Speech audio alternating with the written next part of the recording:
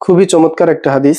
আল্লাহ রসুল সাল্লাল্লাহু আলাইহি সাল্লাতু ওয়াসসালাম বলেন যে কুস্তিতে যে বিজয়ী হয় সে শক্তিশালী নয়, বরঞ্চ ওই ব্যক্তি প্রকৃত শক্তিশালী যে রাগের সময় নিজের রাগকে কন্ট্রোল করতে পারে।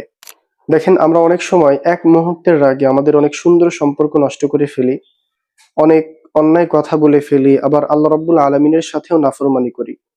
কুস্তিতে বিজয়ী হওয়া এটা বাহুর শক্তি, আর রাগের সময় নিজের রাগকে কন্ট্রোল করতে পারা এটা হৃদয়ের শক্তি। রাগের আগুন এটা শয়তানের হাতিয়ার।